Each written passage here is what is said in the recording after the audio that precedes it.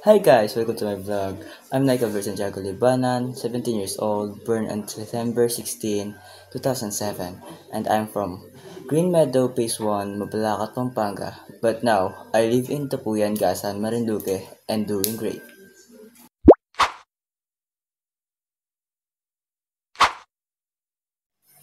Usapang sports. Ang nakahiligan kong sports ay volleyball. Ay! Wait lang. Ba't bigla na pa Tagalog? Volleyball ang nakahiligan kong sports dahil magkakaroon ka ng maraming kaibigan at makakapunta ka pa sa ibang lugar. At ma-enjoy mo ang paglalaro nito, pero bago mo ito ma-enjoy, ay dapat may respeto o disiplina ka sa iyong sarili. At ang disiplinang iyon ay aming ginagamit sa aming pagpapractice. Kami ay nagpapalakas at tinaalam ang galaw ng isa't isa para lang mandurog ng iba.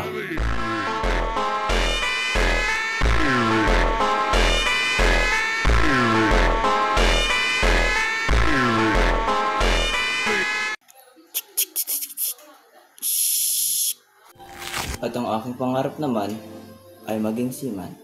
Dahil lagi kong ina-admire ang sarili ko na kumuha ng lakas ng loob at dedikasyon. Ang dedikasyon ng pagiging seaman ay nasasangkot sa pagtanggap ng kakaiba pamumuhay na malayo sa tahanan. Pagpapakita ng katapangan, disiplina at kakayahang humangkop sa mga patuloy na hamon tulad ng mga bagyo, malalaking alon at pagpapanatili ng matibay na pangako sa ligtas, mahusay na paraan. Tuloy-tuloy naman ang operasyon ng barko at ng pandaigdigang supply chain.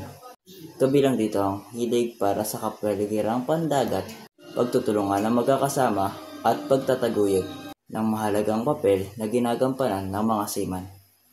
At dahil ito, kailangan kong ituloy ang aking sarili upang maging isang ganap na seaman.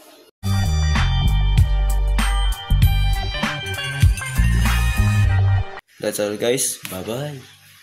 Maraming salamat guys sa panonood.